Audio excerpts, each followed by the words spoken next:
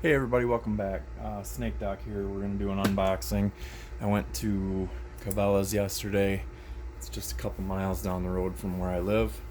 And decided to pick up another gun to do an unboxing for the channel.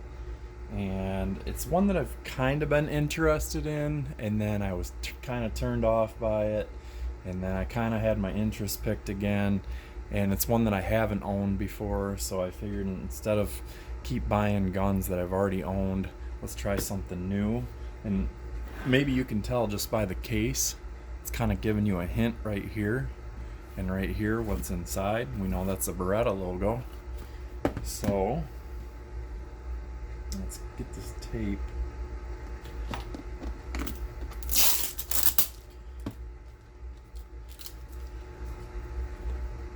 And I can't tell which way. Beretta cases are always different, so let's hope I'm not completely upside down here.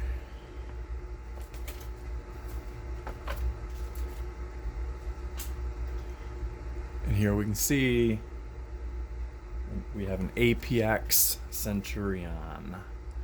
So this is a 15 round model. It has the same slide length as the compact version, which is shorter than the full size, obviously, but it gives you a 15 round grip. The full size is a 17 round grip, and the compact is a 13 round grip. So there are three different variants of this. This would be more akin to your Glock 19 size, whereas the compact would be near, I guess, the 26 if you had the round extension on it. So let's get this ridiculous trigger lock off of here.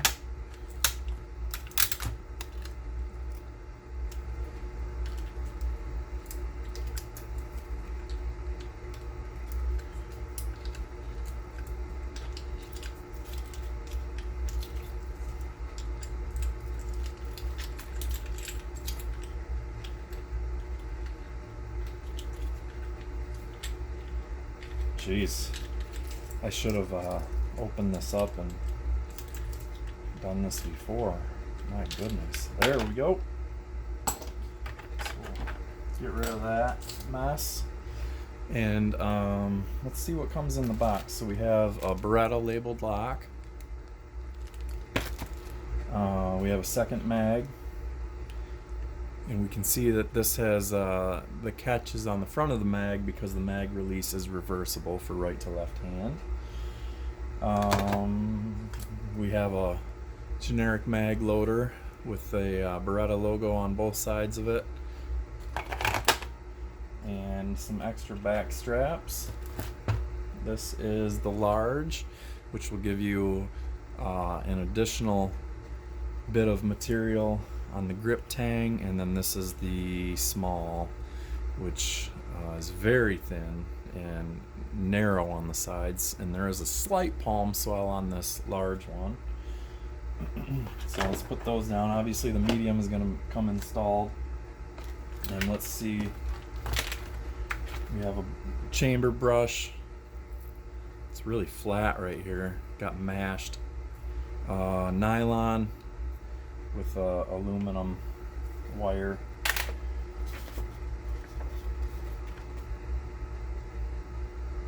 A Massachusetts warning from the Attorney General.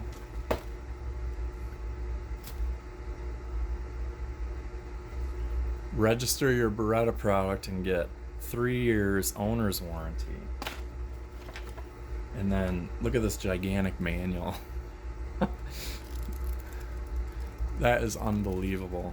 It is 230 pages with some cool diagrams, but we're talking different languages here. Looks like there's at least a couple languages. Probably Italian, Spanish, and English. Alright, so let's get this out, move the box out of the way. The case is pretty cool. Get this sticker off here. And I won't make this one really long.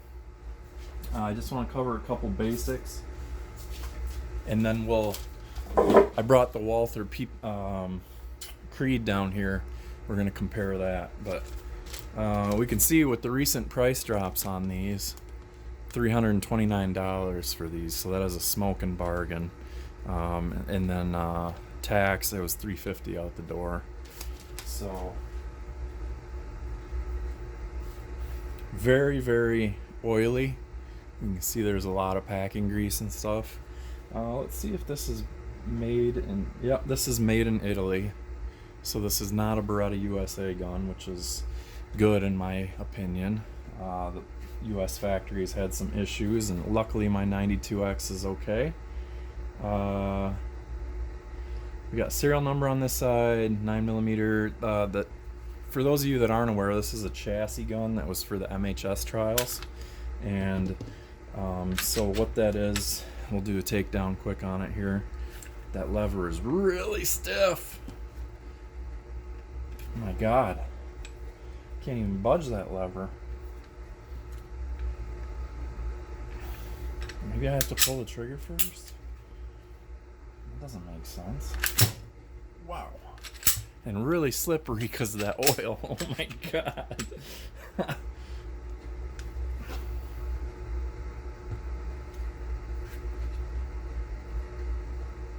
Huh. Striker deactivation button. I don't think I need to press that. It doesn't feel like it did anything. I don't know why I can't rotate that takedown lever. That's crazy. Should go down, not up. So I guess I won't do that right now. I'll have to figure that out off camera, so I don't want to waste anyone else's time. But that is ridiculous how stiff that is. So anyhow, there's a modular chassis in here, and that's why there's a cutout right here for the serial number. So it's like a P320 where you can take this chassis out and you can put it in the full size if you have a slide and a grip frame, or I could buy a compact frame since it uses the same slide and have the compact module, and then I'd have to buy the smaller mag. The slide looks a little wide, but it's not really. We'll pull the calipers out here and take a slide width measurement on it. So the slide is 1.09. There you can see that, 1.09. And with the medium grip frame module on there, we were at 1.23 for your grip width. And let's see here, at the takedown lever,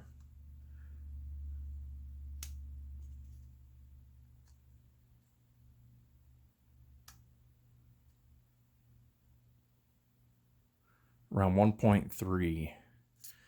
So a little bit thicker than your Glock. Weight is about the same. Here we can see we have a APX logo embossed or laser etched on there. We see the Beretta right there. It says APX here again. Ambidextrous slide release.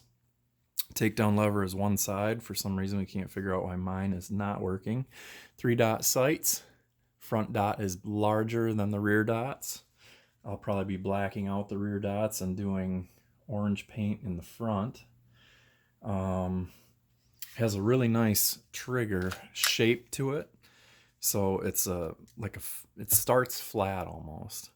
So there we can see the trigger safety. The trigger safety does sit, when it's completely depressed, it does sit a little bit in front of the trigger face, so I might have to do some sanding on that because that is a little bit uncomfortable on the trigger finger. Has a really good brake. There you can see the striker block came up right there. And let's see here. Yeah, and that's a nice brake, really light. Reset right there, so nice and short. And you could definitely hear the spring click in. And really lightweight trigger. That is a really very nice trigger. This has a dual captured spring, recoil spring. And unfortunately I can't show you that because I can't get this stupid slide off right now. And like I said, you can reverse the magazine release. Magazines fire out of there. I mean, that's pretty awesome. So unlike their Stoeger STR, where they would stick and I had to send it back, this one launches them out. 2-slot 1913 Picatinny rail with a flat profile to it. Looks like some very short lights would fit on there. I can't imagine like a TLR1 or anything X300U fitting on there, but you should be able to do like a PL Mini or like a TLR 7 or 8, whatever numbers they are, maybe even a 6.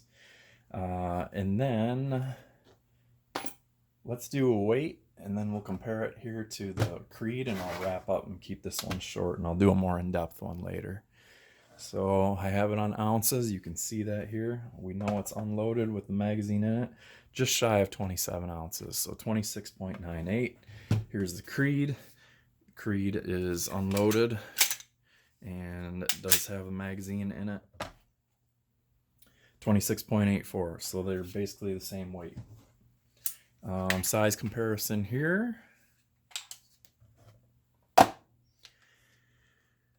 We know the Creed is more equivalent to a Glock 17, and there you can see the difference here in slide length. That is nearly a full ½ inch. 3.7-inch barrel on this APX, and if you line up the front of the breech, there you can see that there is just that amount of difference in the barrel. But then the back end of this is shorter because it is striker fired, whereas this is a hammer fired. So height wise, you're definitely getting at least, this is a 16 round mag and this is a 15 round, and there you can see a difference. There is a whole width of a finger, so definitely there you can see the difference there. Feel in the hand, the Creed just feels so good. It feels so perfectly balanced. I keep saying that. I know people crap talk a $250 gun, but I'm telling you, this gun feels so good in your hand, and it is perfectly balanced. Like it feels like it's just perfectly centered, if that makes any sense. This feels good. I really like the grip texture. Really aggressive on the back and front. Sides are not bad. Sides are reminiscent of like a Shield 2.0 maybe. Maybe not even that aggressive. I'm trying to think of what else I've had that's kind of like that. Maybe, I don't know, Taurus G2C. It's kind of like that texture. No texture in here, and it is tapered so that you can get to your trigger reach. Very, very comfortable. You can see it's a nice low bore axis. I can get a nice high grip on it.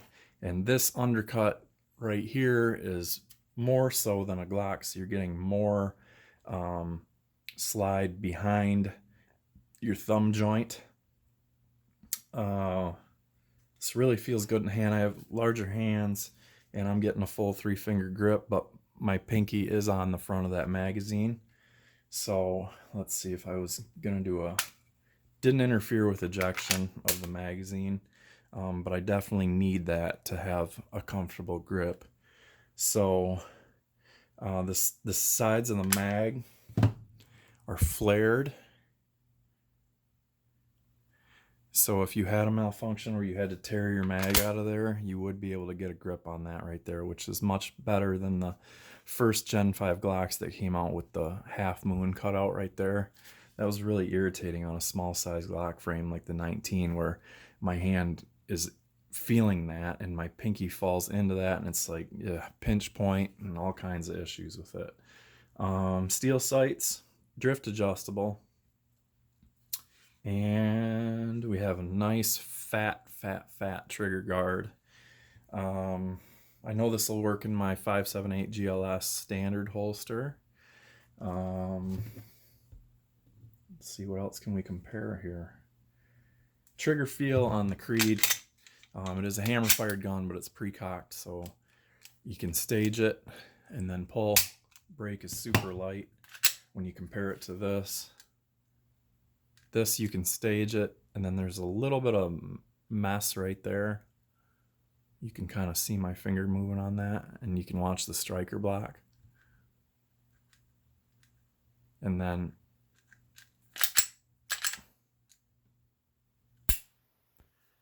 nice break though. That I would say that's one of the better striker fired triggers that I've felt in a while. Not quite on the level of PPQ or Canic, but better than a stock Glock. Definitely better than an M&P. I hate the M&P hook shape.